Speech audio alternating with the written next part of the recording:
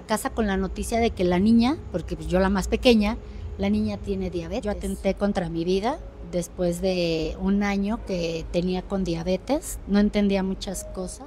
Y entre mi inconsciencia, porque mi mamá me decía que yo me movía mucho y que yo no, o sea, balbuceaba, decía cosas incoherentes, pero pues yo no estaba consciente. Claro. Pero en mi inconsciencia yo estuve en esa luz. Y se pone dura Mila y empieza a ver hacia arriba. Me dice, Yoli, la niña. Y yo, ¿qué tiene? Volteo y la niña estaba convulsionando. Y la niña así, y le digo, me dice Rosana, ¿qué hacemos? Vámonos al hospital. Y le dije, ¿tú sabes cuánto quise ser mamá? Pero no es mía. Yo sé que es tuya. Si me la vas a dejar, déjamela bien, porque pues yo sabía que no estaba respirando. Y cuando falta la oxigenación, pues puede pasar mil cosas. Sí. Y se la ofrecí y le dije, hágase tu voluntad, papá.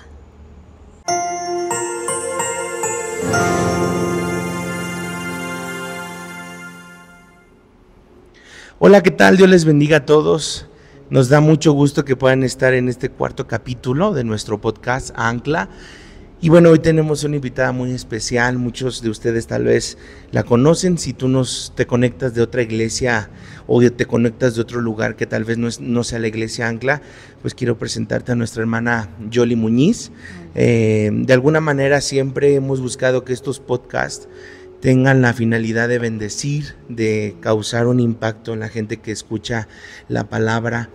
Creo que cada podcast que se ha grabado tiene el propósito y la finalidad, número 1, de exaltar a Dios, y número 2, de hablar de sus obras. Sí, se puede hablar sobre el nombre de Jehová, los nombres de Jehová, las obras de Jehová y sobre todo la persona de Dios. Entonces, algo que creo que hoy nuestra invitada nos va a poder compartir es lo que Dios ha hecho en su vida, cómo Dios ha obrado.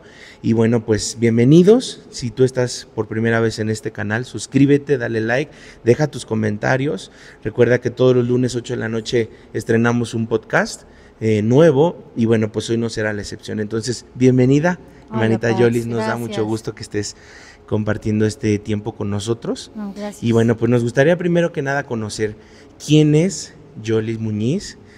¿Cuántos hermanos tienes? ¿Quiénes son tus papás? Si naciste en la Ciudad de México, ¿cómo fue tu infancia? Adelante, hermanita, bienvenida. Hola, buenas noches a todos. Pues yo soy Yolanda Muñiz, me dicen Yoli en la iglesia. Soy la más chica de 5 hermanos.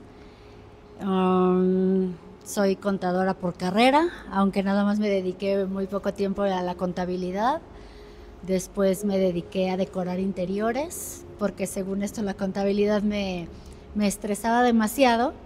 Entonces yo tengo diabetes tipo 1 desde hace ya 32 años. Entonces cuando a mí me diagnosticaron, pues el doctor, mi endocrinólogo, era mi primer médico internista, me dijo, no, tienes que cambiar de carrera o a ver qué haces, porque la contabilidad te estresa demasiado. Por esto que esa vez que caí en el hospital me desahuciaron. Entonces, bueno, por carrera soy contadora, me dediqué a la decoración y en el andar de mi vida pues fui católica. Y posteriormente, bueno, pero cuando era católica yo siempre que iba a la iglesia, porque si era de ir cada 8 días a la iglesia, mis papás, si algo les agradezco es de que nos hayan inculcado a Dios principalmente, fuera de lo que son los santos y bla, bla, bla, siempre Dios. Entonces íbamos cada 8 días a la iglesia, pero yo siempre veía toda la iglesia lleno, San Judas, San, todos llenos. Pero yo siempre volteaba al fondo y yo veía la cruz vacía, siempre, wow. Siempre, sí. Y yo decía, pues si Él es el que hace los milagros, ¿no? Se supone. Pero yo no entendía eso, pues yo estaba muy chica, o sea, de siempre nos llevaron a la iglesia. Y yo estaba muy pequeña, pero siempre mi pregunta era esa, ¿por qué la cruz está vacía? Porque se supone que en las hojitas que nos dan en la iglesia, Dios y Dios el Todopoderoso y de repente pues nosotros íbamos y yo ahí, bueno, todos mis hermanos, ¿no? Y mi papá y mi mamá ahí orando, bueno, en ese entonces rezándole, ¿no? A San Judas. Sí. Y San Judas, pero yo siempre volteaba y decía, ¿por qué está sola la cruz? Y me la pasé toda la vida así. Al pasar de los años, la primera esposa de mi hermano me decía, oye, ¿qué crees? Yo me estoy congregando en una iglesia cristiana, deberías de venir, porque me llevaba muy bien, me llevo hasta la fecha muy bien con ella. Y yo, sí, voy a ir, pero yo tenía la duda de, no, porque yo sí voy con ella, o sea, no, o sea, mi papá me va casi linchar, porque mi papá era un gendarme, o sea, de verdad era militar casi, o sea, no era militar de carrera, pero era muy estricto, ¿no? Sí. Y yo decía, no, yo me voy acá al cristianismo y mi papá me va a linchar. No puedo hacer eso. Y siempre tenía esa duda. Y siempre pasaba algo, cuando ella me invitaba a lo que ahora sé que son células, siempre pasaba algo, había algo, siempre algo que hacer. ¿No oposición? Sí, o sea, o tengo algo que hacer. Ya. Sí, tenía algo que hacer o simplemente quería ir, pero había algo que no me lo permitía. Sí. Y siempre era el pretexto, ay, Cuñiz, ¿qué crees? No voy a poder. Y no voy a poder, y así me la pasé. Pero en mí había como ese hueco, como algo. No quiero decir que viví mal, que tenía alguna carga, pero me sentía como... ¿Que algo te faltaba? Algo me faltaba. Wow. Y aparte, pues cuando a mí me diagnosticaron, pues yo estaba pequeña, tal vez eso sí lo traía, porque a mí me diagnosticaron a los 14 años, me di cuenta a los 14 años, y eso por un programa que venía sonando mucho lo del cáncer de mama. Nosotros somos 4 mujeres y un varón. Sí. Y mi mamá nos decía, revísense porque ese programa tiene toda la razón y ustedes como mujeres. Y pues sí, dormía yo con mi hermana la mayor. Y mi hermana Ros, que muchas personas la conocen, pues dormía con mi otra hermana. En la noche pues me empiezo a revisar, y no, pues todo bien. Y me reviso del otro lado y le digo a mi hermana la mayor, oye, sí tengo una bola. Ay, mi mamá solamente te dijo que te revisaras, nada más porque vimos el programa. Le dije, no, Tere, sí tengo una bola. A ver, es una sugestión tuya. No, no es sugestión, es una bola. Entonces, pues ya me toca a ella y sí, era una bola. O sea, cuando me la sacaron, era un limón. Y dije, Jesús, ¿qué pasa? Bueno, yo tenía 14 años, pero no, me paré como resorte, le dije a mi mamá, tengo una bola. No, ¿cómo crees? O sea, es sugestión tuya. No, sí tengo una bola. Me revisa y al otro día, no, pues vamos al doctor. Me empiezan a hacer estudios, porque me dicen, no, sí es que puede ser cáncer. Yo 14 años, cuando estoy entre que si me quieren, no me quieren, qué onda, la secundaria, todo. Sí. Y decía, ¿qué pasa, no? Bueno, me hacen todos los estudios y resulta que salgo con 270 de azúcar. Y yo así de, ¿cómo? Me dice la doctora, ¿te sientes mal? Y yo, no, yo me sentía muy bien. Sí. Siempre algo que le he dado gracias a Dios es la actitud que me ha dado de siempre, porque a pesar de las cosas que uno de pequeño pasa, que es calificaciones o que el papá o que la mamá o cualquier cosa, siempre he tenido esa actitud de todo va a estar bien. Claro. ¿No? Porque Dios siempre a pesar de que yo no era así de, ay, ahora que ya sé que es la presencia de Dios, yo siempre tenía esa certeza, ¿no? O sea, sí. No, Dios me va a ayudar, porque también eso me lo inculcaron mis papás. Bueno, entonces me dice la doctora, no, te vas a tener que ir a Gineco 4, a especialidad, porque de diabetes no te mueres, de cáncer sí. Y yo así de, ¿qué onda? Yo tengo 14 años, no entendía como muchas cosas. Sí. Y yo, bueno, sí, está bien. Pues me mandan a Gineco 4 y con 270 de azúcar. No me podían hacer nada, que porque la cicatrización, que porque con niveles altos te puede pasar todo, no cicatrizar, que si se te infecta, que si bla, bla, bla. Y yo, bueno, ok, sí. Mi mamá me llevaba, yo toda la vida había visto blanco. De chiquita decían que tenía leucemia. Entonces me llevaban al hospital. Entonces yo decía, ¿qué pasa? Pues yo obedecía, ¿no? Me llevaban al estudios, pues estudios. Esto, pues esto. Y ahora más estudios y más, y siempre en hospitales. Bueno, al final, gloria a Dios, no era leucemia, era una anemia, bla, bla, bla, y fui muy mala para comer de chiquita, y que una anemia, bueno, ya pasó, pero ya a los 14, ahora diabetes, y yo no sabía muy poco de la enfermedad.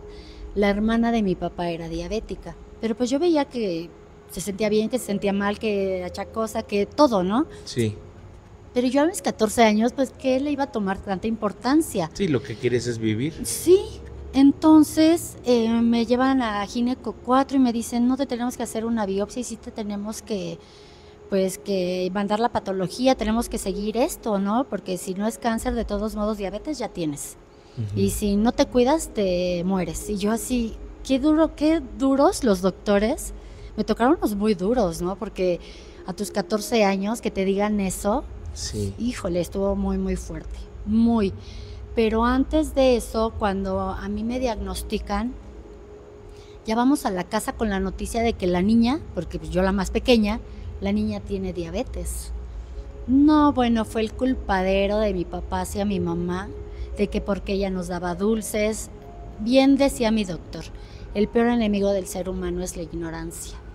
Porque pues no sabíamos de la enfermedad. Mi papá pues tenía a su hermana, mi tía, todas la veíamos, pero nunca nos adentramos a la enfermedad que la otra persona tiene. Como que, pues la tiene, ¿no? Pues claro. Híjole, qué mal plan, ¿no? Pues que se cuide, Dios la bendiga y bye. Entonces pues era así, como saber de la diabetes muy por encima. Mi abuelo fue diabético también. Sí. Bueno, la cuestión es de que empezaba mi papá a culpar a mi mamá, que porque nos daba dulces, que porque compraba muchas cosas dulces, cuando yo decía, ¿es en serio que es por comer dulces? Pasó.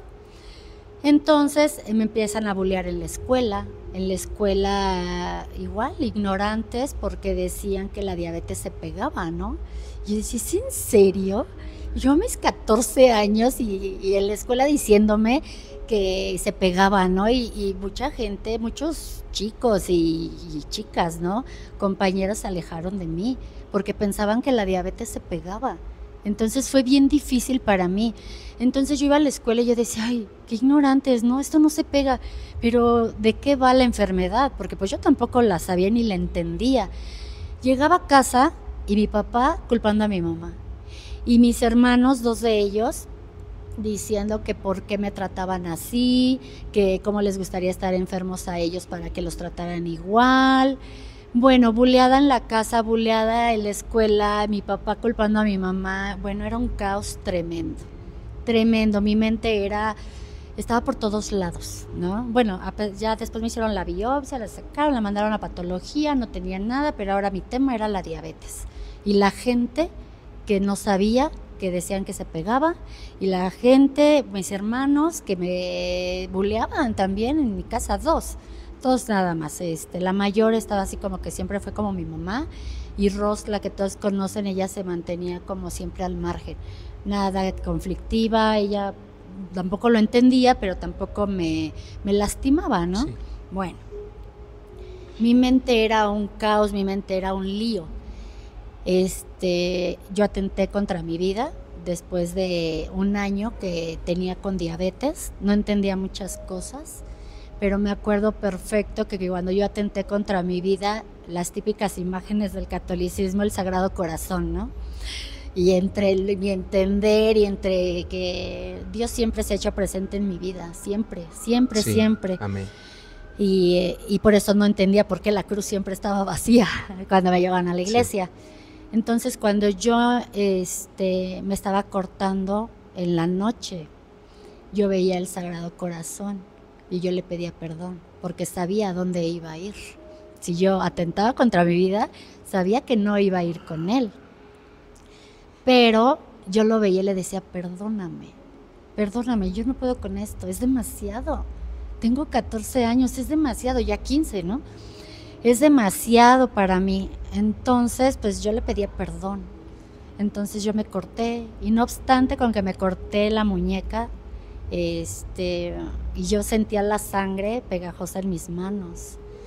y todavía yo ya estaba débil y empecé a cortarme del otro lado. Entonces ya del otro lado ya no tuve fuerza y ya me quedé así. Te desmayas. Me quedé así, dormida y pidiéndole perdón a la imagen del Sagrado Corazón, ¿no? Pues amanecí. Yo dije, ya, pues ya me fui, ¿no? Yo entre mi entender y bien chiquilla y todo, dije, ya me fui. No, ¿cuál? Que amanezco. Pero al amanecer no fue decir, ay, ¿por qué, Señor? Fue decir, gracias. Gracias, pues voy a seguir. Wow. Pero ahora, ¿cómo le hago, no? Pues ya mi mamá, le habló a mi papá, me llevaron con un médico particular, porque si íbamos al hospital, pues atentar contra tu vida es delito. Entonces mi papá dijo, no, vamos con mi amigo, mi doctor, no sé qué. Pues ya me llevaron con el doctor Lauro a su clínica y ya me cosieron, gloria a Dios. Estuve a nada de afectar tendones y que se quedara por lo menos la mano izquierda sin movimiento. Fue una cosa tremenda, pero... Milagro que Dios te guarde. Sí, y en lo que mi papá me cargaba y fue muy duro, no necesitaba que me aplaudiera y que me dijera, ay, qué valiente, porque pues eso no es de valientes, valiente es darle a la vida, ¿no? Sí. Pero yo a esa edad, pues lo que menos necesitaba que mi papá fuera tan duro conmigo en ese momento. Pero en lo que él era duro, yo le daba gracias a Dios, porque a fin de cuentas seguía viva, ¿no? Sí. Que pues ya no, que ay, chispas, ahora voy a tener unas marcotas en mis manos. Pero yo decía, Señor, gracias, ¿no? Pues ya, seguí en mi vida con las marcas hasta que una vez encontré a mi mamá rezando en su recámara y me decía, y yo muy espantada decía, mamá, ¿qué tienes? Yo estaba vendada de mis manos. Mamá, ¿qué tienes? Y me dices que no sé qué hacer. Si Dios me diera la oportunidad de yo dar la vida por ti, lo haría. Que me diera la enfermedad a mí, lo haría. Dice, pero no me tocó a mí. Y si tú te estás lastimando. Y la psicóloga le decía que la persona que atenta contra su vida una vez lo sigue haciendo hasta que lo logra. Entonces yo me acuerdo que me llevaba mi naranja en las noches porque soy diabética tipo 1, entonces se me baja o sea, aparte soy hipoglucémica, pero al todo lo que de aquí me ha pasado crisis, y ustedes lo saben. Entonces yo me llevaba mi recámara, mi naranja y mi cuchillo, ¿no? Entonces, pues para cortarla cuando se me bajaba el azúcar, sí. ¿no? Pues ¿cuál? Entraba mi mamá y se llevaba el cuchillo. Y cuando me daba hipoglucemia ya no tenía cuchillo, y ya toda mal, pues ya. Hablé con mi mamá y le dije, mamá, no te preocupes, dame la confianza, Dios me va a ayudar. Le dije, dame la confianza, ya no voy a atentar contra mi vida, te lo prometo, ya se lo prometí a Dios, porque Él me dio la oportunidad de estar viva todavía, claro. Pero tienes que ayudarme tú también. Sí, por favor, bueno, ya le di la tranquilidad y yo también me di la tranquilidad de confiar en Dios y de que todo iba a estar bien. ¿Qué hice y qué hizo Dios? Me cambió el chip, porque empecé a buscar información. En aquel entonces, digo, no soy tan grande, pero tampoco eran como las redes ahora, la información como ahora. Entonces me empecé a meter a internet en aquel entonces y me metí a Eli Lilly de México, los que hacen medicamentos como la insulina, entre varios, Bayer de México, MCD, todos los laboratorios. Y había ayuda para los diabéticos, que ayuda, pláticas motivacionales, informativas de la enfermedad. Entonces yo me iba a Tlalpan a Eli Lilly de México, y nos daban pláticas a adolescentes, a adultos, a todos. O sea, era un lugar muy grande. Entonces empecé a informarme de la enfermedad. Dios me fue abriendo camino. Dios me fue así de, bueno, ya el chip ya lo cambiaste, ya quitamos el que ya no quieres estar acá conmigo. Entonces me empezó a abrir camino, empecé a dirigirme a los laboratorios. Mi doctor me lo dijo, la ignorancia te puede matar. Infórmate, hay grupos de adolescentes, de jóvenes, hay campamentos, o sea, infórmate para que veas que te puedes morir de cualquier otra cosa menos de diabetes. Y yo, no, pero es que ¿cómo es posible? También te van a ayudar con los psicólogos, o sea, así. Pero cuando yo iba con la psicóloga, porque te manda al psicólogo después de atentar contra tu vida, y me querían medicar, pero yo hablaba con Dios, así, en mi entender. Ahora yo sé que era la relación que Él quería conmigo, pero yo hablaba y yo le decía, ayúdame, no puedo con lo que mis hermanos, no puedo con lo que la escuela, no puedo con lo de mi papá, culpa a mi mamá. O sea, era una cosa espantosa. O sea, de verdad era algo con lo que yo no podía. Pero en mis noches, lejos de decir, sí voy a buscar al psicólogo, yo rezaba. Yo rezaba y Dios me daba esa paz, siempre. Siempre Dios se hizo muy presente conmigo, siempre. No, yo no le puedo decir a partir del cristianismo, que acepté a Cristo, Dios ha estado conmigo. No, Él ya no hallaba de qué manera llegar a mi corazón. Claro. Porque llegaba por mi cuñada, que me invitaba. Y pues yo entre que sí puedo, no iba, entre no puedo, no quiero, nunca. Pero Él en las noches siempre estaba ahí, siempre. Yo todavía no era mamá y estaba con el tema de la enfermedad y yo decía, tampoco voy a poder ser mamá, siendo que tenía diabetes, más no estaba estéril, ¿no? Pero yo era mi pesar. Sí. Yo decía, no, porque es muy complicado, es muy alto riesgo, me puedo morir en el parto. Bueno, unas cosas que yo me metía a la cabeza, pero siempre llegaba Dios. Bueno, que sea lo que tú quieras, que sea lo que tú quieras.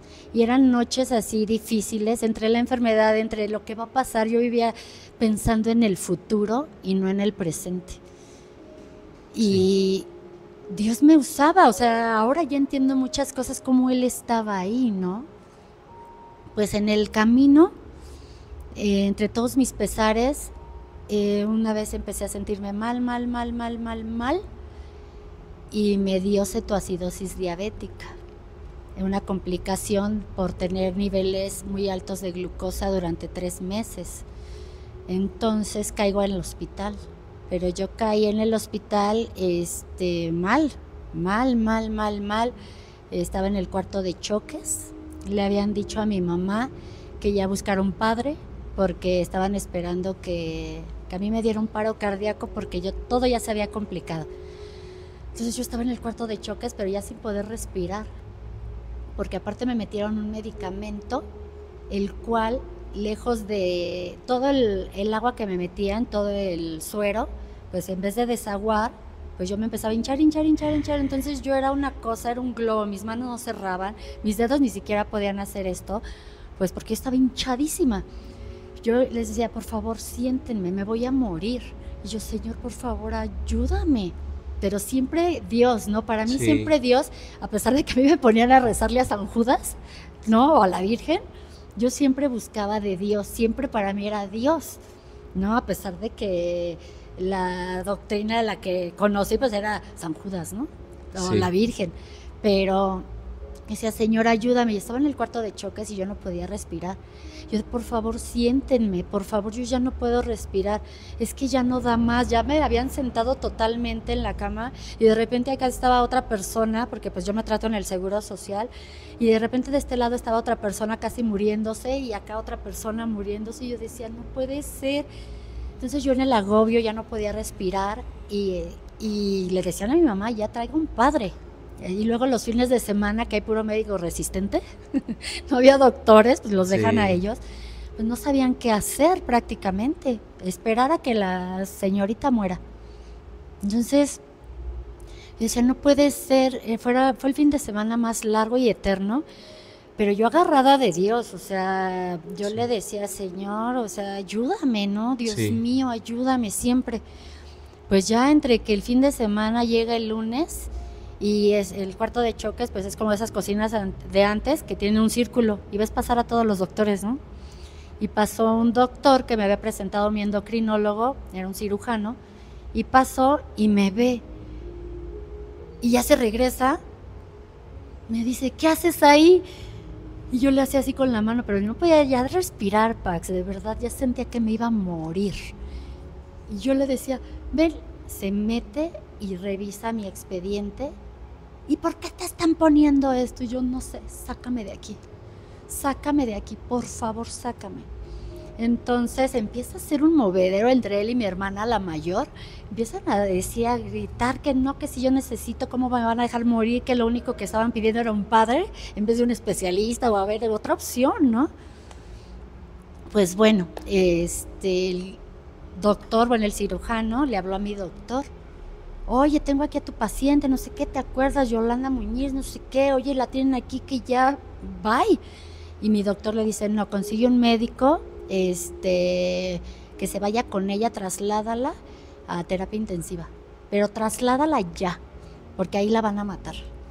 Pero cómo Dios me mandó al cirujano, porque ni siquiera era endocrinólogo ni médico internista ni nada, y me mandó al cirujano, y entre mi hermana y él, movieron ahí, buscaron firmas para tener un médico responsable que se fuera conmigo en la ambulancia para trasladarme a terapia intensiva. Entonces él consiguió, y es que no hay ambulancias. ¿Cómo no? Pues entonces, ¿qué somos? ¿Somos qué? ¿Una escuela? Somos un hospital. ¿Me consigues una ambulancia? El doctor así, yo así de, sí, yo háganle caso, porque yo me estaba, de verdad, Pax, pensé que en ese momento me iba a morir. Yo ya no podía respirar, no podía ya. Pues consiguieron la ambulancia, el médico responsable, me trasladaron a Coyuya, a terapia intensiva. Yo llegué ahí, de verdad, si ven a una ambulancia, ábranse, por favor, háganse un lado. Es lo más horrible que puede pasar un enfermo en una ambulancia. Te mueres.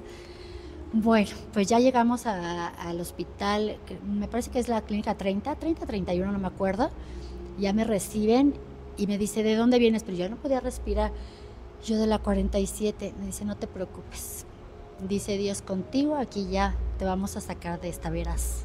Pero ahora yo veo todo eso, cómo Dios me daba esa paz y esa tranquilidad con cada una de las personas. Los usaba, ¿no? Usaba gente. Sí, totalmente, porque ¿qué tenía que hacer el cirujano ahí, no? Claro. Aparte, pues yo ni era su paciente, yo estaba viendo un endocrinólogo, un médico internista, sí. Y pasó él, y que me conocía, y que, o sea, todo. Y mi hermana también se ponía así de, no, ¿y qué le están poniendo? Y no puede ser, y no sé qué. Ella es veterinaria, ¿no? O sea, no vamos tan, iba como de la mano con el humano, ¿no? Pero sí, pues medio le sabía los medicamentos. Pero Dios fue usando. Ya me llevaban a terapia intensiva, y ahí estuve como semana y media, y y me salvaron. Obviamente yo decía, eres tú, ¿no? Entre mi entender al final. Sí, claro. Pues ya estuve ahí como semana y media, me empezaron a normalizar, ya todo bien, y me sacaron. Pero no obstante con esa, después, al tiempo, me vuelvo a poner mal de muerte, literal de muerte. Pero esa vez sí estaba inconsciente. Entonces mi mamá me decía, bueno, ya cuando yo reaccioné ya me contaba las cosas, pero cuando yo estaba inconsciente, yo me acuerdo que yo me burlaba literal, de verdad, que, ay, no sigas la luz blanca, ¿no? Ya saben, no la sigas. Yo pensaba que eso no existía. Y me acuerdo perfecto, hasta hoy a mis 46 años me acuerdo perfecto, Pax.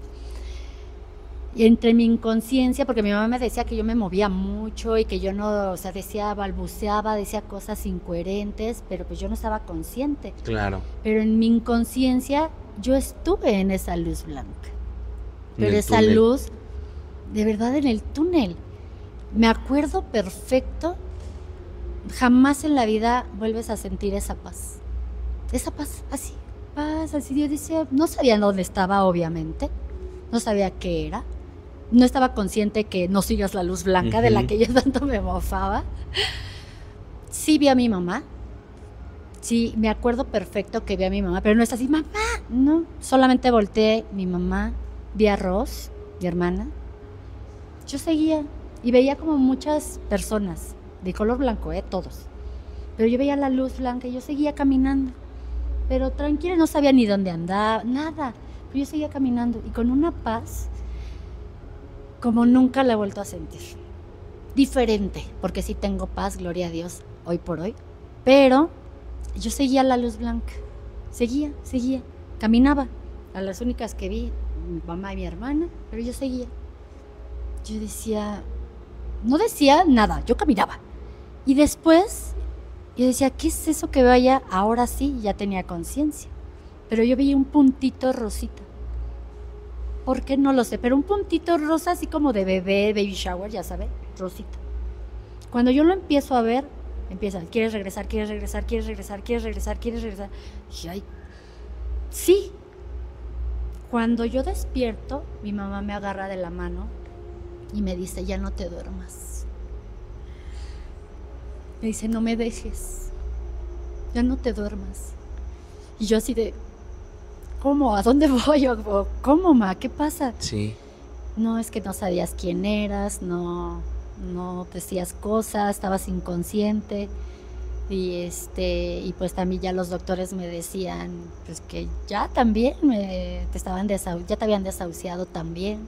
Yo, ¿es en serio? Y me dice, ¿cómo te sientes? Bien. Como si nada hubiera pasado. Y no, mi mamá así de gracias a Dios. Y yo, pues sí, ma, pues gracias a Dios. Yo siento que pues yo ya me iba con Dios, o sea, porque yo me acuerdo perfecto, y hasta la fecha me acuerdo perfecto de lo que le estoy platicando. Sí. Y yo siento que eso, ahora que conozco más de la palabra, Dios me ha dado la oportunidad de tener ese recuerdo para poderlo compartir. Y siempre que tengo oportunidad lo comparto con mis hermanos en Cristo, con las personas con las que Dios me pone, porque en el negocio tengo un negocio, una tienda de regalos, y llega mucha gente y de verdad me empiezan a contar sus cosas y yo así, ay, ¿qué hago? Y yo, Señor, úsame, que seas tú el que les habla, porque yo qué les digo, ¿no? Sí. Entonces, a raíz de todo esto que me pasó, he entendido que Dios me usa y me ha usado, porque en la primera iglesia en la cual pues, yo lo conocí, yo no entendía muchas cosas, muchas que me pasaban, porque no es de ahora que se acerque la gente y me cuente las cosas. Pero yo decía, ¿yo qué les digo si yo tengo ese y 1000 problemas más, no? Sí. Pero yo decía, bueno, ay, Señor, el Señor me usaba. Él me daba palabras y la gente se iba bien contenta, ¿no? Y yo, qué padre, ¿no? Sí. Pero ahora sé que Él es el que me usa. Antes yo no entendía, porque mucha gente es cruel y mucha gente nos ataca muchísimo a los cristianos. ¿Y tu Dios? ¿Tanto existe tu Dios? Wow, pídale, ¿no? ¿Por qué no te sana? Así, cosas tan duras. Yo empezaba en el cristianismo y era donde más me atacaba, ¿no? Yo decía, ¿cómo? O sea, ¿qué les contesto? Porque yo tenía muchas dudas, obviamente. Porque en la iglesia católica te dan tu papelito y hay lo que le entiendas al evangelio. Sí, porque estás de acuerdo conmigo que, por ejemplo, así hay muchas religiones y nadie le dices a un judío, ¿dónde está tu judaísmo? ¿O dónde está tu catolicismo? ¿O dónde está tu islamismo? O sea, siempre es con el cristiano. Siempre la persecución ha sido con el pueblo de Dios, el pueblo cristiano. Es decir, ¿y tu Dios y tu cristianismo?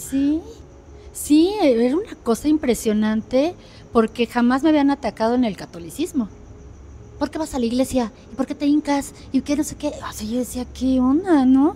¿Y por qué aquí cuando estás en Cristo te atacan de una manera? Porque no, ya eres cristiano, ya no te equivocas, ya levitas, ya... No, bueno, pero yo en un principio no entendía muchas cosas. Cuando a mí mi hermana Rose fue la que es mi madre espiritual, y hoy por hoy siempre le he dado gloria a Dios desde que ella me invitó, que sí acepté ir porque a ella le insistió su vecina, y de la noche de milagros, que va a haber una noche de milagros, fíjate que mi vecina y la conocí, vamos, Yoli. Y yo, sí, voy un día. No, que vamos, no sé qué, va a estar el pastor Gerson, va a ser una noche de milagros para que conozcas, hermana, quién quita y te sientes mejor. Y yo, bueno, ok, vamos. Y fue que lo conocí ahí. Sí. Fue la primera vez la noche de milagros, antes de llegar a la iglesia Leeds, a donde usted dio palabra. Y me acuerdo que esa vez entendí muchas de mis dudas. Cuando usted estaba ahí con su micrófono y hablando y predicando y en esa noche de milagros, usted me hizo entender lo que yo tenía duda, ¿no? De todas las cuestiones que me hacía la gente. ¿Dónde está mi Dios, no? ¿Por qué no me sana? y entendí que Él se glorificaba en mí. Amén. Que la enfermedad la sigo teniendo, pero ya no estoy postrada en un hospital. Amén. Él me usa para ser ejemplo ante mucha gente. Ahora lo sé. Sí, amén. Ahora lo sé para la gente que se acerca y me pide un consejo. O me dice cómo le hago en la enfermedad. O me hablan y cómo le haces. Y entendí que Dios se glorifica en mí. Y que a través de mí mucha gente ha aprendido de la enfermedad. Y que yo he aprendido de la enfermedad porque Dios me ha dado esa sabiduría. Sí. ¿No? Entonces yo empecé a entender muchas cosas, como leyendo su palabra. Amén. Porque yo me ponía a leer y lloraba, ¿no? Y hasta la fecha leo y lloro. Y Mila, tranquila mamá, tranquila. Pero sé que Dios está ahí y Él es el que me habla, ¿no? Sí. Después antes de todo esto que les cuento, después mi corazón se calmó cuando yo todas las noches pensaba en que yo quería ser mamá. Yo tenía todos mis sobrinos, en aquel entonces yo bautizaba a todos. Yo era la tía buena onda, ¿no? De todos. Sí, yo era la madrina de todos. Entonces, pero yo quería ser mamá, pero yo tenía miedo. ¿Cómo qué edad tenías más o menos? Yo me embaracé a los 33 años. Ok. A los 33, yo decía, buena edad, Señor, tú me quieres decir algo. Entonces, conozco al papá de mi hija, teníamos casi 3 años de estar juntos y en una de mis consultas, mi doctor me dijo, oye, ¿tú no pretendes ser mamá? Y yo, no, ¿por? Y yo, pues no, es mucha complicación y yo he sabido de personas que mueren. Me dicen, no, o sea, tienes que informarte acerca de la maternidad en una persona tipo 1 y puedes ser mamá. Yo te doy hasta los 35 para que puedas llevar un embarazo lo más normal que puedas. Y yo, ok, hablo con su papá, sí, todo bien, todo padre, el próximo año nos embarazamos y pues que me embarazo bien rápido, ¿no? Entonces, dice, ay, Dios mío, cuéntale tus planes a Dios y se va a reír de ti, porque yo decía, ay, no, yo trabajo de mi cuarentena y regreso otra vez a trabajar y todo bien, no pasa nada, ¿no? Ay, Pax, ay, hermanos, no saben. Embarazo de alto riesgo, no poquito, de lo que le sigue a lo que le sigue a lo que le sigue. ¿Pero desde el principio? Desde el principio. Empecé con unos vómitos impresionantes, mis niveles de glucosa podría estar en 40, podría estar en 70 o podría estar en 300. Así, todo el tiempo. Y mi mamá, me acuerdo, en paz descanse, decía, ¿ya ves? Querías tu cebollita para llorar, ¿no? Ahora te aguantas. Y yo, Señor, por favor, ayúdame. Siempre estuvo Jesús en mi boca, siempre. Sí. Ahora entiendo, siempre con el Jesús en la boca, hoy doy gloria a Dios que siempre haya sido así. Claro. Bueno, pues me mandan desde el primer mes a Gineco 4. Ya no regresé por la bolita de cuando tenía 14 años. Ahora regresé por la bolita que ahora traía Mila, ¿no? Bueno, un embarazo de alto riesgo impresionante. Todo el tiempo me decían que podrían nacer malformada, que por los niveles de glucosa era un embarazo de alto riesgo. Tuve que dar las gracias en mi trabajo, porque había veces que yo estaba en el baño, iba el chofer de mi jefe y me decía, Yoli, me pregunta Rojas, mi jefe, que si estás bien, y yo no. ¿Qué hacemos? Llévame al hospital. Wow. Yo trabajaba hasta Coajimalpa. Sí. De Coajimalpa me traían hasta Iztapalapa al hospital. Ya así casi muriéndome. En camilla, casi. Sí. Me quedaba, bueno, mi embarazo fue más de hospitales que no se imaginan. Y hasta Gineco 4. Ahí. Entonces, siempre estaba rezando. En aquel entonces, pues yo rezaba. Tuvimos problemas, tuve problemas con el papá de mi hija, no estuvo conmigo. Entonces yo me sentía sola, pero yo rezaba y Dios siempre se hacía presente y me daba esa tranquilidad. Y siempre me decía, debes de estar tranquila, ¿no? Porque todo se lo vas a pasar a tu hija. Siempre se hacía presente así en mi mente. Sí. Entonces cambié mi chip nuevamente. Él me lo cambió así, tienes que estar tranquila.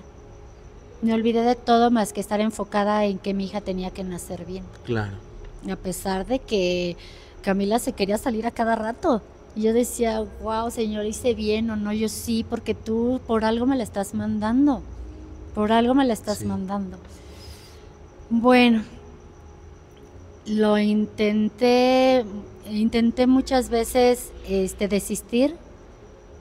Y él se hacía presente y me decía, no, tú me pediste siempre me la pediste, porque cuando en mis noches que yo lloraba y que yo decía, no voy a ser mamá, y yo quiero ser mamá, yo decía, tú me escuchaste, porque oías, ahora sé que Él sabe los anhelos de tu corazón. Sí, y es una de las cosas. Él sabía que yo quería un negocio, ahora lo tengo, ¿no?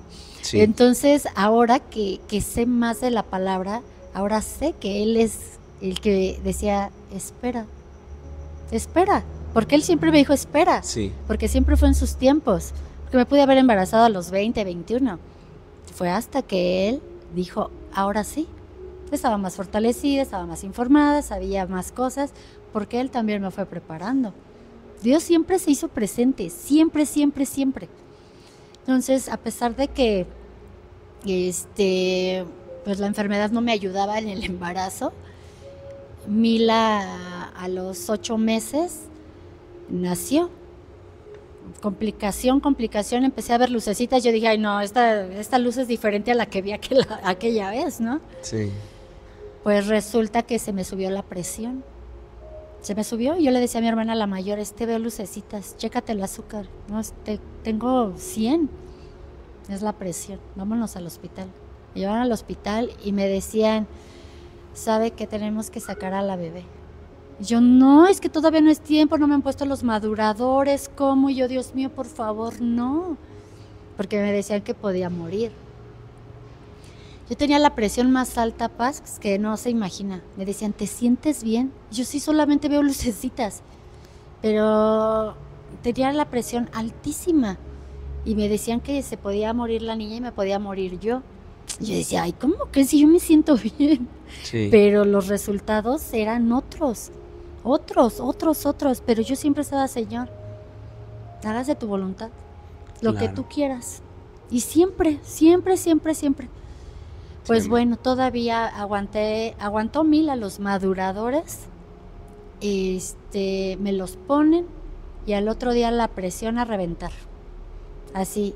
Y empiezan, quirófano 1, y yo así, pues ¿a quién se van a llevar? Era yo. Era mía la que le tenían preparado el quirófano 1. Y ya me empiezan a preparar y yo, ¿qué pasa? ¿Te tenemos que sacar a la bebé? Y yo, no, ¿pero por qué? ¿Para cuántos meses tenía en ese entonces? Yo tenía 8 meses. Ok. 8 meses. Y yo, pero me pusieron los maduradores ayer. Ya, la tenemos que sacar. Y yo, no me digan eso, sí, porque estás en peligro. Tú y la bebé, porque dicen que con la presión alta empieza así a presionar al feto, al bebé, y le puede reventar la cabeza, estallamiento de vísceras, así, porque empieza la presión a oprimir al bebé. Y yo, ay, no me diga eso, pero yo no me siento mal, pero tu presión está muy alta, y te puede dar no sé qué tantos nombres médicos me daban. Y yo, no es cierto, ¿de verdad? Sí. Y yo, Dios mío, hágase tu voluntad, tú sabes cuánto añoraba ser mamá. Bueno, pues ya me meten al quirófano, ya nace Mila, todo bien, me dicen que todo bien con Camila. Yo dije, ay, gracias Dios, mi azúcar no se regulaba, 40, 30, pero yo estaba en el doctor y yo me despertaba y yo decía, mi hija, no, está bien, tu hija está bien, solo te está esperando a ti.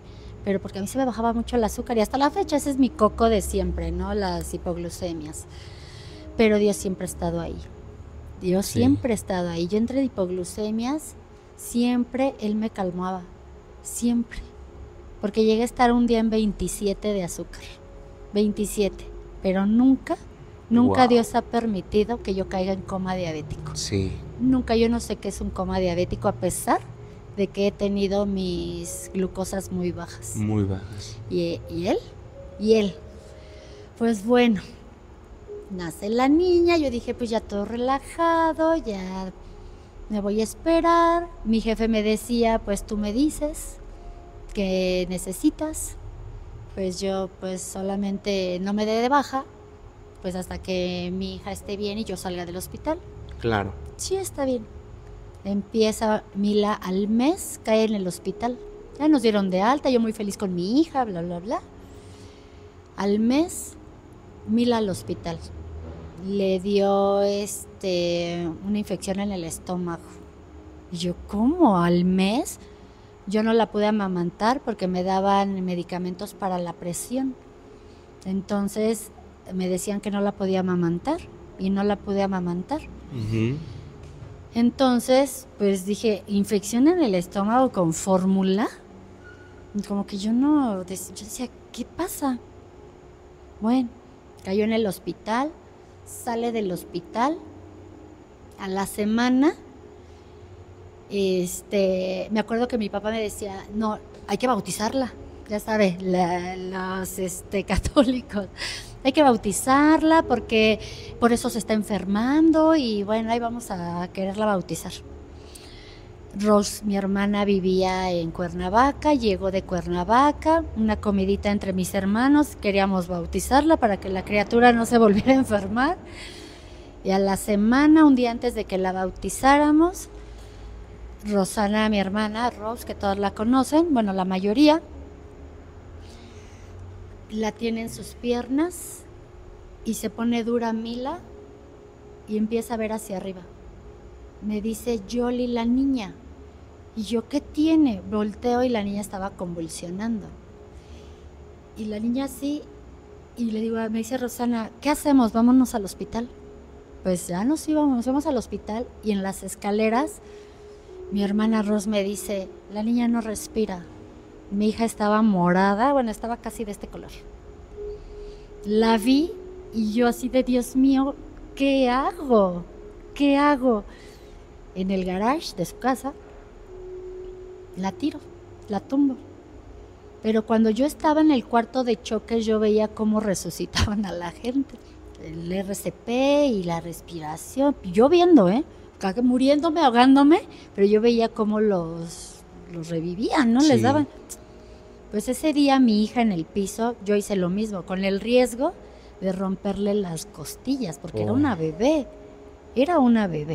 Tenía un mes, una semana. Entonces yo le empiezo a dar respiración de boca a boca, empiezo a darle el RCP sin saber si en la vida yo le había hecho eso. Solamente una vez lo hice con el hijo de Rose, que también convulsionó, y también Dios me usó, porque nunca había hecho eso. Y lo hice con mi hija. Mi hija ya no respiraba, aún con lo que yo le estaba haciendo. No respiraba. La cargué, la abracé y se la ofrecí a Dios. Y le dije, tú sabes cuánto quise ser mamá, pero no es mía. Yo sé que es tuya. Si me la vas a dejar, déjamela bien, porque pues yo sabía que no estaba respirando. Y cuando falta la oxigenación, pues puede pasar mil cosas. Sí. Y se la ofrecí y le dije, hágase tu voluntad, papá. Pero si me la vas a dejar, déjamela bien. Claro. La niña empezó a respirar. Así. Empezó a respirar. Mi hermano y Ross viéndome. Y yo con mi hija en brazos. Volteo a ver a mi hermano y me dice, ¿qué hacemos? Vámonos al hospital. Ya me levanto con mi hija ya respirando. Y pues ya la llevaba así, ya muy agitada. Claro. Vamos al hospital. ¿Qué pasó? No sé, creo que convulsionó. ¿Cuánto tiempo se quedó sin respirar? Ay, no sé. Minutos, tal vez 5 minutos, 10, no lo sé. Todo fue muy rápido. Ok. Le empiezan a hacer estudios, me dicen que había broncoaspirado, pero yo decía, no creo que haya sido una broncoaspiración. Yo sentía que era más como una convulsión, ¿no? Porque mi papá en su momento convulsionaba y así se ponía, ¿no? Y gloria a Dios también mi papá ya no convulsiona, ¿no? Amén. Sí, no, tantas cosas. Pues ya le empiezan a hacer estudios a Mila y me la dan con un anticonvulsionante. Ya muy feliz llego con mi criatura a mi casa. No tenía ninguna secuela. Y yo decía, wow, no, porque se quedó sin respirar, literal, pero ayudó el que Dios me haya usado para darle respiración y ella no se haya quedado sin oxigenación al 100% en su cerebro. O sea, lo que le hice, lo que Dios me ayudó a hacerle, porque yo no tengo ni idea cómo lo hice, que nunca había hecho eso, sí, ayudó. Entonces dije, ay, Señor, gracias.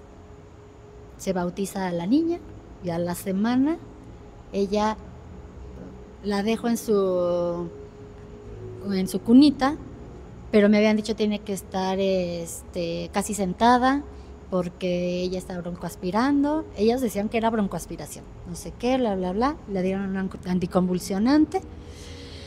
A la semana la niña estaba casi sentada, dormía casi sentada.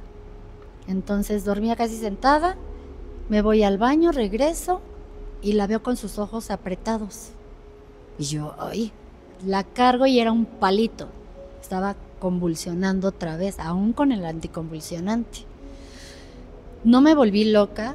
Dios siempre, siempre estuvo ahí. Siempre. No le hablé a nadie, la tumbé en la cama, volví a hacer lo mismo, el RCP, ya que estaba tranquila, le hablé a mi hermana, vámonos al hospital. Le hacen estudios. Y resulta que mi hija me la diagnostican con epilepsia. Le hacen electroencefalogramas, bla, bla, bla. Y resulta que tenía epilepsia. Y yo, ¿cómo? Pues era como un tanto lógico porque mi papá era epiléptico, ¿no? Uh-huh. Y dije, bueno, a lo mejor es hereditario, shalala. Y estuvo así.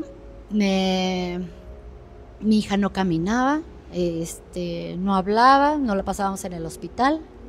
Y ahí Dios puso otra persona viéndome y me decía, ¿todavía no camina tu hija? Porque yo la llevaba siempre en carriola. Y yo, no, pero ya debería, ¿no? Típico de, ay, mi hijo ya a los 7 meses ya camina, te habla y hace piruetas. Y yo, no, pues la mía no. Con una disculpita, ¿no? La mía todavía no. Y me dice, la deberías de llevar al Teletón. Y yo, ¿cómo? ¿El Teletón? Nosotros, ¿no? Nuestra idea del Teletón, discapacidad, shalala, ¿no? Y yo, no, ¿cómo crees? Me dice, sí. ¿Qué te diagnosticaron? ¿A qué le diagnosticaron? Pues es epiléptica. Ah, pues ahí en el Teletón, te la pueden aceptar. Y son terapias para que ella camine. Y yo, ¿cómo crees? Pero yo ya bajando la guardia, ¿no? Sí. Y ya la empecé a escuchar y me dijo, mi hijo fue al Teletón. Dice, tu hija tiene un problema neurológico, no fisiológico. Entonces, por lo mismo de las convulsiones que tuvo, puede ser que ella, por eso no camine. Llévala. Y es muy barato, la verdad, porque eran terapias de 450 pesos media hora, ¿no? El tanque, bueno, 1,500 pesos, media hora, 45 minutos. Y terapias de marcha, bueno, todas las terapias eran carísimas de París, ¿no? Yo decía, ay, Señor, no puede ser. Y yo yo no estaba con el papá, y yo me salí de trabajar, y yo decía, ¿qué voy a hacer? Bueno, me dice del Teletón, hablo al Teletón, y me dice, ¿qué tiene su hija? No, pues tenía epilepsia sintomática, tenía reflujo severo, porque ella empezaba a toser la leche, ¿no? Yo decía, ¿y ahora qué tiene? Porque a mí me decían Pax, ahora tiene esto, ahora tiene el otro, y ahora tiene el otro, por ser una niña 8mesina. 1 de cada 10 niños 8mesinos que les pasa todo.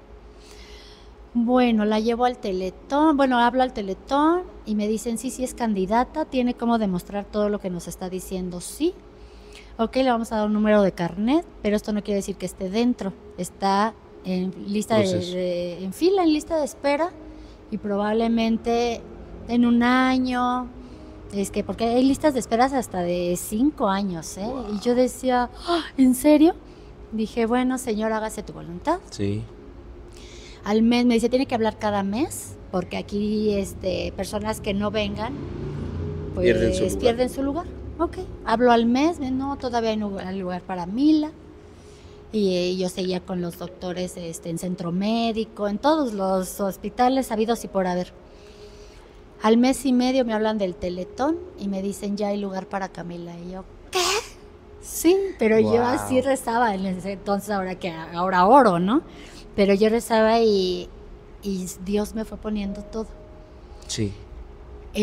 Bueno, ya teníamos el lugar en el Teletón. En el hospital, centro médico, el doctor la siguió viendo, seguíamos centro médico, seguíamos Teletón y a la par todos los días teníamos algo de doctor, ¿no? Sí. Empieza ella a toser la leche. Yo decía, ¿por qué la tose? O sea, ¿qué pasa?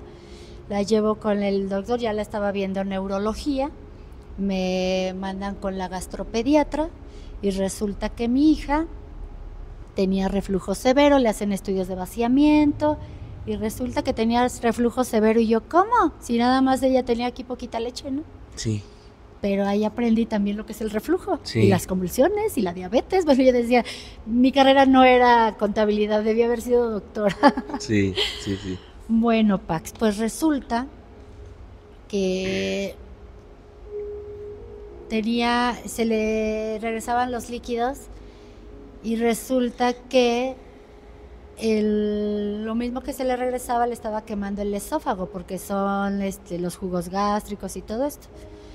Entonces la doctora, su opción era que no comiera por boca. Y yo, ¿cómo? Sí, hay que hacerle una gastrostomía. ¿Y qué es eso? Pues tiene que comer por sonda. No tiene que comer por boca, pero tenemos que hacerle una cirugía por la cual tiene que comer por medio de una sonda por lo menos 1 año. Yo, no es cierto, sí. ¿Y qué pasa si no lo hacemos? Pues todo lo que ella le sigue subiendo por el esófago, se lo quema al rato, podría ser que un trasplante de esófago, ella sufriría mucho, y bueno, un montón de cosas que me decían. Y yo, ¿es en serio? Porque yo veía a mi hija y yo la veía como muy normal, ¿no? Bueno, y me decía su neurólogo, ahorita ella de pequeña, todos los niños de pequeños tienen un grado de recuperación muy grande, mucho. Hágaselo, para que de grande ella no sufra. Porque al rato se le colapsan los bronquios, se le va el reflujo a los bronquios, colapsan, se queda ahora sí sin hija. Porque los doctores son muy fríos, ¿no?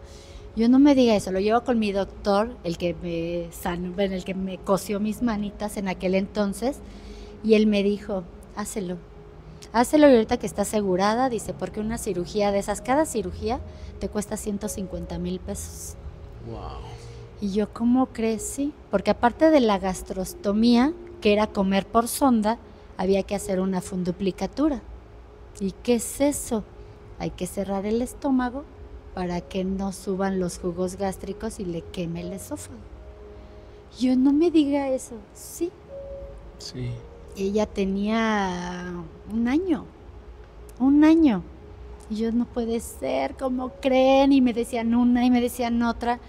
Bueno, el día que la van a operar, me dicen, le vamos a hacer las 2 cirugías, la gastrostomía y la funduplicatura el mismo día.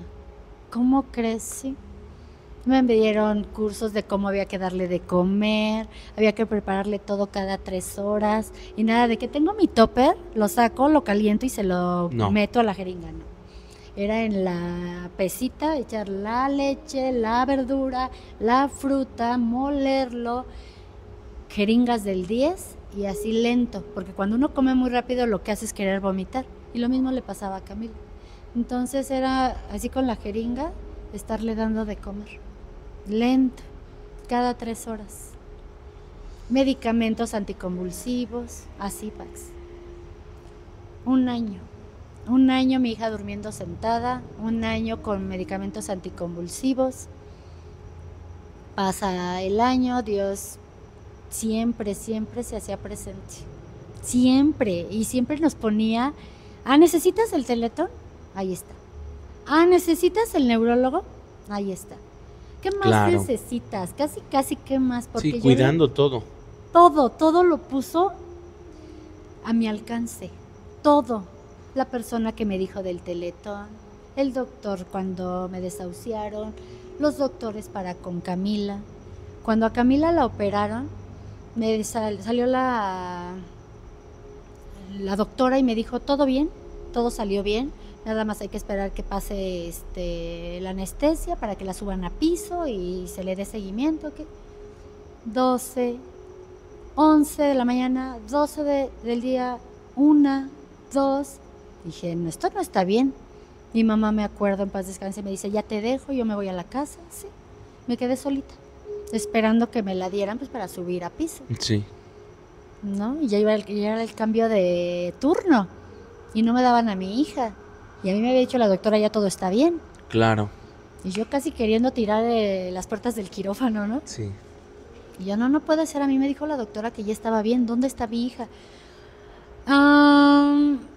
Es que tal vez, señora, usted omitió, yo omití, claro, que la niña era alérgica al metamizol y ahora su hija tiene insuficiencia respiratoria y estamos tratando de estabilizarla porque tiene todo el cuerpo lleno de rash, granitos, todo el cuerpo. Yo, ¿cómo es posible? Si a mí la doctora me dijo que todo estaba bien, o no se pasaron de anestesia, no. Le dije, yo no puedo omitir una cosa de esas, pues porque no estoy tonta, o sea, ¿cómo cree? Bueno, pues que me voy por el subdirector del hospital de allá, de Centro Médico de Pediatría. Le dije, quiero a mi hija. Me dijo la doctora que todo estaba bien y que tenía que subir a piso. Quiero a mi hija. ¿No se la han dado? No. Le dije, ¿y esto si es una negligencia? Ustedes se van a acordar de mí, porque mi hija debió haber salido desde hace 3 horas. No, señor, espéreme. Se levantó el subdirector y íbamos los dos al quirófano. Ya entra la doctora con una cara así de, ya trajo al subdirector. Entra el subdirector, me dice, espéreme aquí, señora. Sí. Entra y ya le dicen que mi hija estaba casi a punto de morirse porque ya tenía insuficiencia respiratoria. Efectivamente, la anestesia, se había pasado de anestesia y le provocó todo le provocó. Y le decía el doctor, el subdirector, ¿y por qué la tienes aquí? No la vas a estabilizar aquí, súbela a piso, se muere y nos vamos a meter en un problema. Pero yo todo lo escuchaba. Yo decía, Señor, por favor, no permitas que mi hija se muera. Bueno, pues ya los doctores ya la subieron. Cuando yo vi a mi hija, yo pensé que mi hija iba a infartar en ese momento. También estaba toda hinchada, llena de rash. O sea, era otra niña. Estaba muy, muy hinchada por todo lo que le estaban metiendo para estabilizarla y nada. La suben a piso, yo empiezo a rezar, pero siempre Dios. Y lo mismo, si es tu voluntad dejármela, ponla bien. De verdad, yo necesito a mi hija, pero la necesito bien, pero hágase tu voluntad. Y ella mal. Yo le acariciaba su cabecita y pues ella no reaccionaba, no era una niña ya normal. Y me acuerdo que entre mi cansancio y todo me quedé así en la camilla donde estaba ella. Y entre que estaba pidiendo y pidiendo que Dios me la sanara, me quedé dormida. Y ya después ella con su mano me agarró mi cara. Pero ya era una niña normal, ya no tenía rash, ya no estaba inflamada. Y yo así de, no es cierto, ¿es en serio? Y pues otra vez estaba bien Mila. Y dije, bueno, gracias una vez más. Y ya entre todo lo que tuvo, empezamos ya pues a ser expertas en darle de comer por sonda, entre la funduplicatura. Mi hija amanecía y lloraba, anochecía y lloraba, así meses. Mi hija no sonreía, nada. Yo decía, Señor, pues como tú digas, dame paciencia. Yo le pedía paciencia, ahora no le pido paciencia, le pido sabiduría, por si no me manda más pruebas, ¿no? Pues ya pasó, salió bien de sus cirugías, dejó de comer por sonda, pero seguíamos con la epilepsia. Ya no convulsionaba porque estaba con los medicamentos. 4 años así. A los 4 años, me dice el doctor, su neurólogo allá en Centro Médico, me dice: señora, este estudio que le vamos a hacer a su hija es crucial. Si en este estudio sale entre todos sus nombres médicos, prácticamente con actividad cerebral nula, me refiero a que no salga con estas cosas, bueno, todo lo médico, si no sale con alteraciones y todo, podemos decir que su hija ya la libró. ¿Cómo? Sí, que ya no va a ser epiléptica. Y yo, ¿la epilepsia se cura? Yo sabía que no. Sí. Pero yo decía: ay, señor, lo que tú quieras. Y el doctor me lo dijo. ¿Es católica, cree en Dios? Sí. Un doctor, porque los doctores son muy escépticos, como crees. Y él me dijo: pues en quien usted crea, récele. Récele, dice, porque de este estudio vamos a depender si su hija sigue con medicamentos de por vida o no. Y yo, ok, doctor. Pues yo, Dios mío, como tú digas, hágase tu voluntad. Si tú quieres que siga con esa enfermedad, solo ayúdame a llevarla, ¿no? Le digo, pero pues, es tuya, no es mía. Así, por días. Llega la cita con el neurólogo. Señora, ¿cómo está? ¿Todo bien? Sí. A ver, vamos a ver los estudios de Camila. No, sí. Y el doctor así, y yo así de, ¿qué pasa? Dígame, ¿qué pasa? Sí, porque él me había dado la cabeza. Y yo, y luego, doctor, señora, no sé a quién le haya rezado, pero su hija puede llevar una vida normal. Wow. Se le quita todo anticonvulsionante, tomó valproato de magnesio durante 4 años, entre otros. Su hija sale bien, normal, como si nunca hubiera estado así. Y yo, ¿es en serio? Sí. Pues Dios me la sanó de epilepsia. Sí. Dios me la sanó completamente porque ella no hablaba. Fue a terapias de lenguaje, habló, no caminaba. Ustedes ven, los que están en mis redes, ven todo ese proceso. Sí. Y ella logró caminar y todo pues con la ayuda de papá. Es que ¿sabes qué es lo más impactante? En algún momento yo había escuchado muy poquito de tu testimonio y yo le decía a mi esposa, llegó un momento, no sé cómo tú lo hayas percibido, porque pues tú lo viviste, hermanita, pero donde la pesadilla, o tal vez a veces decimos, no, después de la oscuridad viene el amanecer. Llegó una etapa tal vez en tu vida, cuando ahorita que te escuchaba decir que la niña no sonreía, que yo creo que esas semanas, esos meses, esos años fueron largos, eran muy oscuros. Y ahora que escucho, no caminaba, ya camina, no hablaba, ya hablaba, declaraban epilepsia, ya no tiene epilepsia. Es como ahora ver un rayo de luz en medio de tanta oscuridad. Así es. Y que claro que alimenta a cualquier persona que en este momento está escuchando este testimonio de decir, si yo estoy pasando una tras otra, como decimos en México, no me llueve sobre mojado, qué bonito es escuchar un testimonio de que aunque algo sea tan difícil, tan duro, llega un momento en donde sí es cierto, viene un amanecer, ¿no? Donde nunca va a durar para siempre la prueba, amén.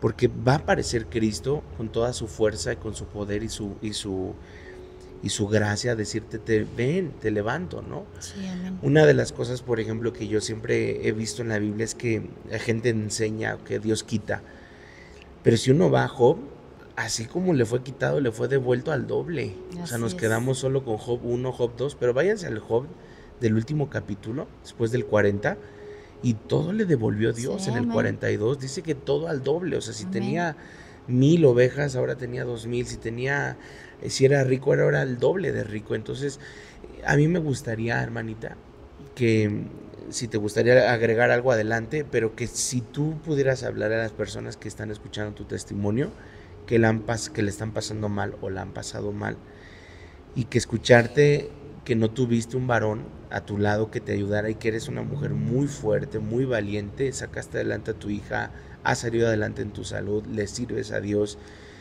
eres un testimonio para mucha gente, ¿no? Que, o sea, perdón que lo diga, ¿no? Pero hay mucha gente que a veces me dolió la cabeza y no sirvo. Tú has estado aquí a pesar de una hipoglucemia sirviendo a Dios, congregándote, y que hoy pues un dolorcito de cabeza te hace los mandados, ¿no? Entonces yo digo, es de admirar, porque al final de cuentas mucha gente pone muchas trabas para servir, para seguir, y a veces puede ser trabas externas, desde una lluvia hasta lo que sea externo, pero a veces nuestras trabas internas son las peores, las que no nos dejan avanzar, o que todo lo estamos postergando, que es esa etapa de cuando ya me sienta bien, cuando ya esté bien, cuando mi hija esté bien, cuando mi salud esté bien. Sin embargo, tú has sido de esas mujeres que dicen, no estoy esperando el momento exacto en donde todo esté bien. Yo voy a provocar el momento para que esté bien. Entonces, ¿qué nos podrías decir tú como parte para finalizar este hermoso podcast, que tú quieras referirte a la gente, si quieres agregar algo, y que llenes el corazón de la gente que nos está escuchando, de decir, tú estás pasando algo similar, una prueba tras otra, pronto viene el Señor a tu rescate, ¿no? Amén. Adelante, hermano. Sí, pues yo les quisiera decir que no se dejen caer. Dios es maravilloso, Él siempre está al pendiente de sus hijos, siempre. No hay momento en el que Él desista, solamente te dice espera. Ha sido una batalla muy dura y lo sigue siendo, porque la enfermedad ahí está, pero no estoy enferma, siempre lo he dicho, porque no estoy postrada en una cama de hospital, como en su momento lo estuve, pero estoy fuerte. Dios me usa, siempre es en sus fuerzas y no en las mías, y aún hipoglucémica, he llegado hipoglucémica a la iglesia, he llegado muy mal, y sin embargo Él me fortalece. Amén. Él me fortalece, y yo les digo que no desistan y no esperen en casa a que Él los sane. Vengan, doblen rodilla, como usted decía ahorita, ya que esté bien, ahí luego, porque queremos siempre dejar a Dios al último, ¿no? Y es cuando debemos de venir a la iglesia, congregarnos, doblar rodilla, orar sin cesar. De verdad que si todo lo que leemos lo lleváramos a cabo, hacer rema la palabra, nuestra vida sería diferente. Vivimos en enfermedad, en luchas. No, la vida no es fácil, pero Dios, si estamos con Dios en nuestro corazón, Él la hace más fácil. Lo hace más fácil. Él es todopoderoso, lo puede hacer todo, pero también quiere escucharnos. Quiere escuchar de nuestros labios, porque siempre decimos, pastor, ore por mí, ¿no? Hermanos, oren por mí. Está bien, porque en la palabra también lo dice, ve con los ancianos de la iglesia y los pastores, sí, pero Él quiere escucharte aquí, y quiere escucharte aquí, y no para que los demás hermanos te vean y, ay, mira la que entregada, no, porque hay que tener nuestro cuarto de guerra en nuestra casa, amén, a donde nadie te ve. Y Dios te va a poner en público siempre. Te va a dar en público lo que mereces. Amén. ¿No?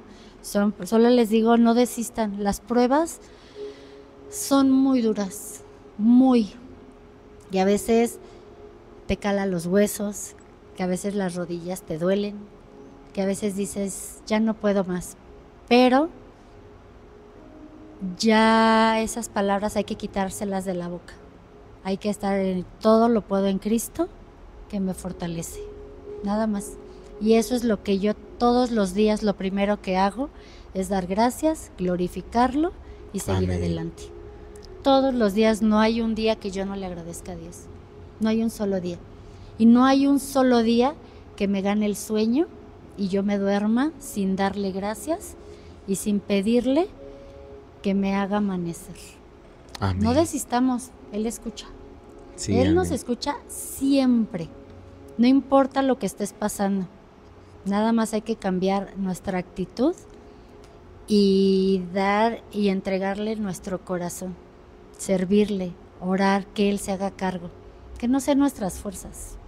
porque en nuestras fuerzas nada es posible, siempre en las fuerzas de Dios. Sí, amén. Y es lo que me ha mantenido aquí, aguerrida, porque la enfermedad no es fácil. Llevo 32 años con la enfermedad, pero no estoy enferma. Así es. Porque aquí estoy y es gloria a Dios. Entonces no desistan, hermanos, todo es posible con Dios en nuestro corazón. Así es. Fíjate, ahorita al escucharte decir 32 años con la enfermedad, sin embargo no estoy enferma porque Cristo ya te sanó y aquí está sirviendo y dando todo. Amén.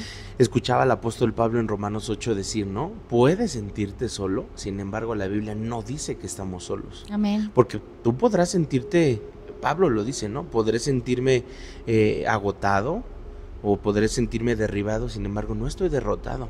Sí, Lo que yo siento no es la condición en la que Dios me ve. Dios dice, tú te sientes solo, pero aquí estoy contigo, no estás solo. Sí, amén. Sí, qué hermoso, qué hermoso. Sí. Entonces, gracias hermanita Yolis, un qué, testimonio gracias a ustedes por su precioso, tiempo. uno más que llena nuestro corazón, que alimenta. Créeme que cada lunes termino de escuchar un podcast y alimenta más mi devoción, mi oración, mi ayuno, de decir, Señor, gracias, porque a veces nos ahogamos en un vaso de agua y cuando escuchamos otros testimonios decimos, ¿cuánto me falta, Señor?